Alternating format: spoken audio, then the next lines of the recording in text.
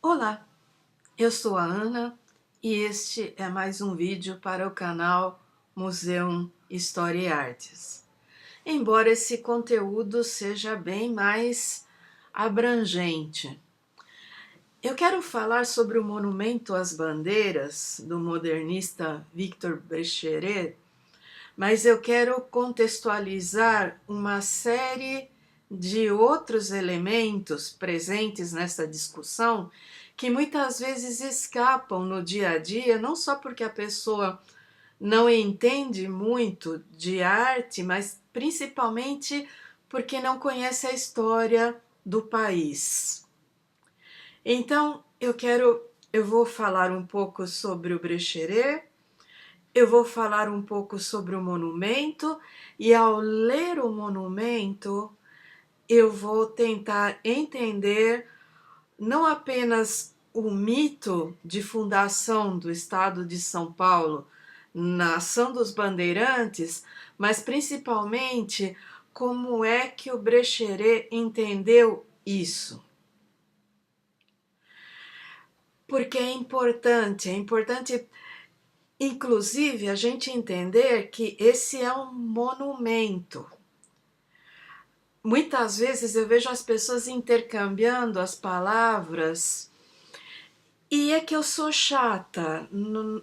Eu tenho essa coisa de que às vezes coloquialmente você pode inverter termos, mas se você está fazendo uma crítica que se pretende um pouquinho que seja especializada, você tem que saber que escultura é a forma de arte.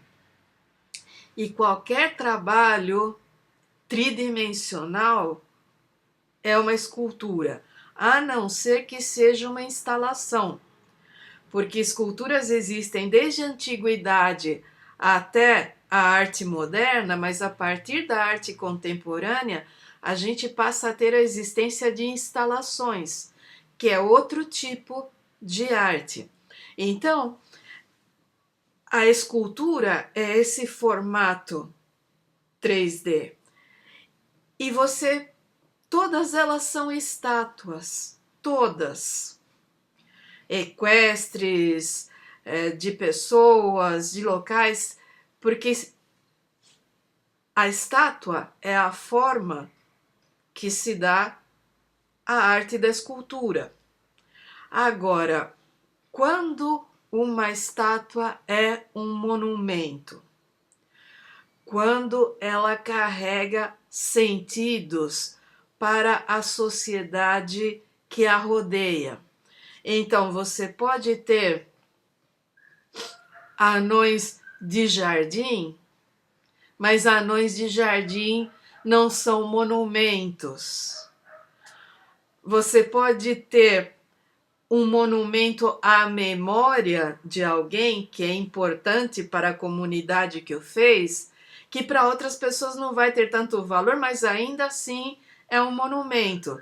Da mesma forma que você vai ter monumentos que são profundamente artísticos, outros que são totalmente acadêmicos e alguns que são francamente um tributo à cafonice. E muitas vezes artistas que são sublimes em um monumento, em outros se mostram totalmente fora de sintonia com o que estão representando. E eu vou falar disso a partir, Victor Brecheret nasceu na Itália em 1894 e veio ainda muito jovem para o Brasil junto com a irmã, porque uma parte da família já se encontrava aqui. Ele perdeu os pais e foi trazido e trabalhou em negócios da família, mas ele gostava muito de desenhar e era incentivado a isso e acabou cursando o Liceu de Artes e Ofícios. Por conta desse pendor para a arte. Posteriormente, a família mandou ele para a Itália e na Itália ele não conseguiu entrar na Escola de Belas Artes. Então ele simplesmente ficou aprendiz no estúdio de um outro artista. Eu não vou entrar em pormenores porque eu estou dizendo tudo isso para explicar que o Brecheret ele é um artista no sentido medieval. Ele é alguém que estudou minimamente e depois foi ser aprendiz de outro artista. Então, tudo que ele sabia de arte acadêmica, tudo isso era por contato, por observação e por aprender com outras pessoas. Ele não tinha uma formação acadêmica. É importante frisar que Victor Brecheret foi registrado como brasileiro. Era uma outra época, em algum momento ele precisou regulamentar a documentação e já vivia aqui e alguém mexeu os pauzinhos e ele não precisou se naturalizar, ele já foi registrado como brasileiro, mas ele era italiano. E não que isso faça uma grande diferença no sentido da qualidade artística ou no que quer que seja, mas isso talvez tenha aberto portas, porque as pessoas lá no início do século XX, desgraçadamente, ainda tinham esse fascínio, e muitas ainda têm, né? Tudo que é gringo parece sempre que é melhor. Mas no caso dele, ele voltou à Europa posteriormente com bolsa de estudos pública. Ele tinha uma visão muito interessante. Ele é um modernista e ele é um modernista naquela essência de que ele sabe fazer uma escultura com uma técnica até acadêmica, mas que ele vai simplificando, ele vai estilizando as suas linhas até chegar numa linguagem própria. E os modernistas se apaixonaram por ele, tanto que ele teve várias esculturas na Semana de Arte Moderna de 22. Menotti Del Picchia, Oswald, o pessoal gostava muito dele, o considerava um gênio. Ele tinha feito uma maquete com esse monumento às bandeiras que era para ser o comemorativo do centenário da independência em 22, mas não recebeu financiamento e ele viajou para a Europa. Ele só vai realizar mesmo esse movimento lá no fim dos anos 40 e ele vai ser inaugurado em 54, no aniversário da cidade de São Paulo. Então, ele passa por várias etapas e o monumento dele, que os modernistas consideravam tão incrível, vai meio que seduzir o Paulo Salles de Oliveira, e ele que vai mexer aqui e ali, arrumar subvenção e posteriormente concretizar a construção do monumento. E eu quero dizer o seguinte: eu tenho uma relação muito contraditória com a pichação. Eu posso entender o que ela significa politicamente, eu posso entender todo o contexto histórico da pichação e o contexto sociológico, mas eu tenho arrepios de pavor quando as pessoas saem pichando patrimônio histórico. Eu não acredito que exista nenhum tipo de posição política que justifique a destruição de patrimônio histórico, Porque quando você destrói o patrimônio histórico, você está promovendo apagamento, você está promovendo ausência de memória e você está possibilitando que daqui 50, 60 anos, coisas que nós considerávamos sepultadas e comportamentos absurdos que nós considerávamos superados possam voltar, porque as pessoas perderam a memória desse passado. Então, eu sou favorável a que, se existe uma estátua ou um monumento a alguém que nós já fizemos a crítica histórica, que se coloque uma placa e se explique: esse monumento foi erigido em tal época, a serviço de tais interesses, e ele retrata fulano de tal, que na atual concepção historiográfica é visto dessa e dessa maneira. Você vai estar fazendo um marco de memória e você vai estar contextualizando, mas você sair queimando, metendo a picareta ou pichando, me parece de uma infantilidade e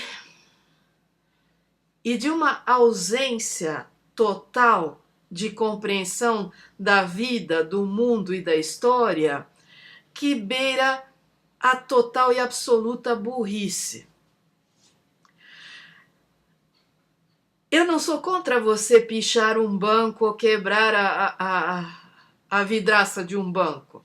O banco tem seguro. A maior parte dos bancos estão localizados em prédios que não têm interesse histórico. A maioria desses bancos modernos são atrocidades arquitetônicas.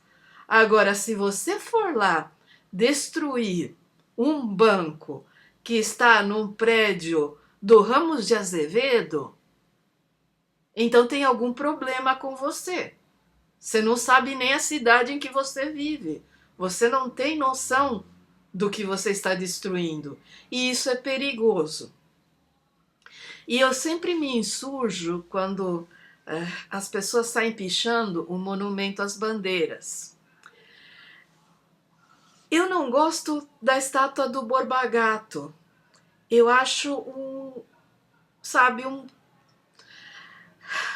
uma tristeza que o Júlio Guerra, que é responsável pela estátua da Mãe Preta lá no Largo do Paissandu, que tem uma réplica aqui em Campinas no Largo São Benedito, que é uma estátua maravilhosa, que ele tenha feito essa estátua do Borba Gato, que é medonha em todos os sentidos, que é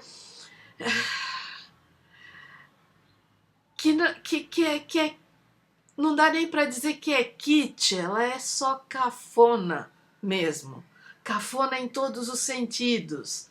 Agora, o Monumento às Bandeiras é uma das melhores expressões artísticas do movimento modernista brasileiro. As linhas do Brecheret são maravilhosas. Sabe, a economia, ele conseguiu chegar numa linha tão perfeita. Eu fico embasbacada quando eu vejo. Eu sempre gosto de observar detalhes. O meu canal tem poucos recursos, então eu não vou postar fotos aqui, porque eu não vou ter como aproximar, como dar zoom, eu não sou essa pessoa especializada em internet. Mas qualquer um de vocês que der um Google, entrar numa foto ou entrar no Google Maps e ficar dando zoom e observando os detalhes, é inacreditável como, com pouquíssimas linhas sinuosas, o Brecheret consegue contar um episódio inteiro da história do Brasil, e de uma maneira extremamente crítica.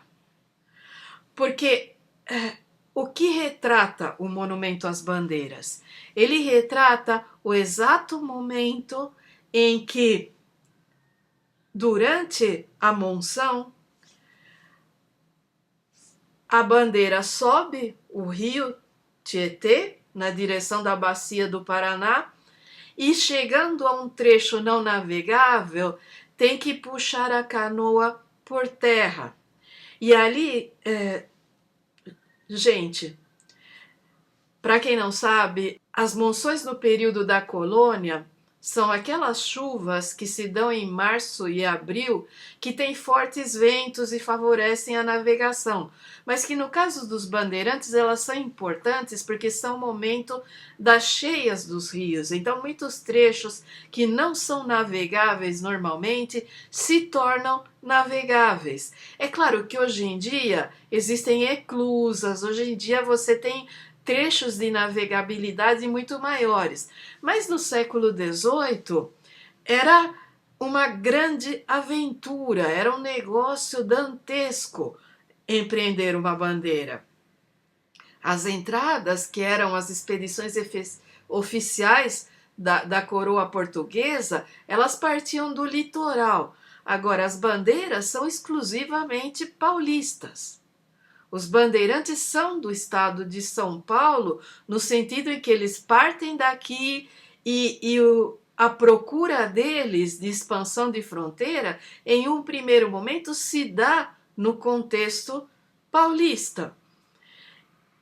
E é claro que por isso eles se tornam um mito fundador, por isso que há uma elite paulistana, quatrocentona, que se arvora descendente de bandeirantes. Mas o bandeirante não é um colonizador. Não no sentido daqueles caras que faziam entradas no século XVI. O bandeirante, ele é alguém que já está aqui, que provavelmente nasceu aqui, poucos deles são efetivamente portugueses, mas à medida que se adentra o século XVIII, muitos deles já são mamelucos, quer dizer, são filhos de portugueses com indígenas que os pais reconheceram e que eles tocam o negócio junto, e depois que o pai morre eles continuam sendo bandeirantes. Então são pessoas que falam língua geral, e se você não sabe, até entrado o século XIX, só a elite falava português no Brasil, e olhe lá. É quando o Dom João VI chega que se proíbe de vez. O Marquês de Pombal tentou proibir, mas é só quando chega Dom João VI aqui que a língua geral é proibida de vez. E a língua geral é um amálgama, que tem um pouco de português, um pouco de espanhol e um pouco dos principais troncos indígenas. Então, em algumas regiões a língua geral é mais voltada para o Guarani, em outras é mais voltada para o Tupi, mas vai depender de quais eram os indígenas na região em que esse ramo da língua geral se formou. Então, os bandeirantes, em sua maioria, falavam língua geral. Alguns eram até analfabetos, então tinham alguém que redigia e assinava, e geralmente, quando ia se lidar com a coroa portuguesa, você precisava de um escrivão, alguém que escrevesse em português. Mas, no geral, no trato, a sociedade paulista, em sua grande maioria, falava língua geral no século XVIII.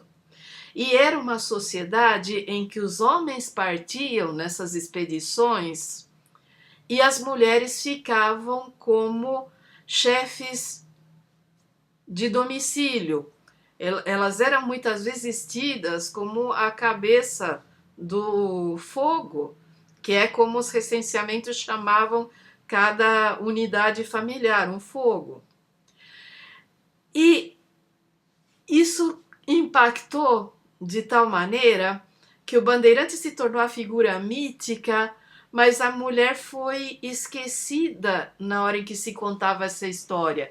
E as grandes matriarcas das famílias quatrocentonas, de certa forma, começaram a resgatar isso no século XIX, a dizer, olha, Nós estamos aqui, nós temos força política, nós tocamos isso aqui enquanto os homens iam desbravar o sertão. Então, havia mulheres com força política.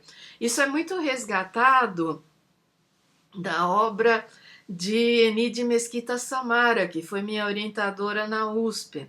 Ela tem trabalhos excelentes recontando um pouco dessas mulheres paulistas do século XIX e algumas da colônia. Mas, principalmente, o que vai acontecer é que, quando o Brecheret coloca isso em pedra, o que ele faz é mostrar aquela canoa sendo puxada por indígenas, por africanos, por alguns brancos pobres. Ele mostra um ferido sendo carregado e ele mostra o bandeirante a cavalo, que é uma idealização, evidentemente, porque naquela época se andava de mula.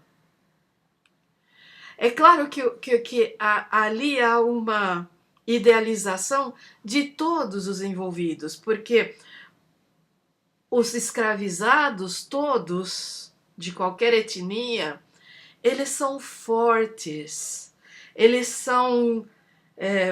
você percebe que é em cima dessa força que se erigiu a civilização brasileira. Ali é uma mensagem claríssima. Ali existe um equilíbrio entre as três raças que, ao mesmo tempo, não ignora a sugestão de força e de poder da relação colonial e da relação escravista. Então, Brecheret consegue, naquele único monumento, traduzir um episódio inteiro da história do Brasil, explicar a relação de poder e de força que existe e, ao mesmo tempo, mostrar que os escravizados é que faziam o trabalho, que eles são a força por trás da bandeira. E isso não é para qualquer um, gente. O Brecheret é o nosso modernista mor. Você coloca ele junto com Portinari, com Di Cavalcanti. Ele é uma referência modernista que é imprescindível. Então, quando eu intitulei de propósito polêmico o monumento, porque esse monumento só é polêmico porque as pessoas não têm uma educação artística adequada na escola. Porque se na escola você tivesse aula e visse cada coisa de acordo com o seu lugar na história e na arte, a maior parte das pessoas não pensaria que isso é só um monumento opressor, que ele tem que ser pichado, que ele tem que ser destruído, que ele tem que ser derrubado. Esse monumento é talvez uma das obras de arte mais emblemáticas da cidade de São Paulo. E olha, reabilitando Júlio Guerra, a estátua da Mãe Preta é maravilhosa. O Borba Gato é um acidente de percurso. Mas São Paulo tem essas... Algumas coisas estão à vista, outras estão escondidas, outras estão no MASP, na Pinacoteca, no Museu de Arte Moderna, lá na USP. E você precisa ver, você precisa aprender a educar seu olhar, você precisa procurar profissionais na área de artes, que não é o meu caso. Eu sou uma apaixonada, mas não tenho a formação adequada. Mas você precisa procurar entender para poder apreciar a cidade em que você vive, para poder entender, por exemplo, o valor arquitetônico de um prédio e por que é um absurdo a prefeitura derrubar para construir uma porcaria de concreto e vidro, ou por que é medonho você derrubar um casarão e fazer um estacionamento quando você podia fazer uma casa de cultura ou uma biblioteca pública. Sabe, toda a questão do patrimônio histórico e urbanístico passa pelo fato de que a maior parte da população é profundamente ignorante, desinformada e que não se importa. E é por isso que as nossas cidades são destruídas e pilhadas pela, pela especulação imobiliária e por políticos sem escrúpulos. Então, a polêmica que existe em torno do monumento às bandeiras não é o fato de meia dúzia de anarquistas com merda na cabeça irem lá e picharem qualquer idiotices e obrigando a prefeitura a limpar periodicamente. A polêmica é a gente ter um exemplo tão maravilhoso de arte moderna ali, público, sabe? Colocado em uma avenida de São Paulo, que você pode pegar um metrô, um ônibus e sentar ali e ficar vendo, e apreciar e aprender. E a maioria das pessoas não sabe e nem se importa. E esse foi mais um vídeo para o canal Museu História e Arte. Espero que vocês tenham gostado, eu espero que vocês se animem e vão procurar no Google ou em bancos de imagens as obras do Brecheret, do Júlio Guerra, do Portinari, do Di Cavalcanti, entender um pouco o modernismo e o que foi a Semana de Arte Moderna e pensar um pouco com quem se dialogava, porque sempre que eu vejo o monumento às bandeiras, eu penso nos muralistas mexicanos, sabe, ele dialoga, ele é universal. Ele não é uma papagaiada da prefeitura ou do governo do estado. Ele é uma obra de arte. Então eu espero que vocês gostem, que interajam e comentem. Nas próximas semanas eu devo postar conteúdo lá no canal original, que leva meu nome por extenso, e depois novamente aqui no museu. Cuidem-se muito, um enorme abraço e até a próxima.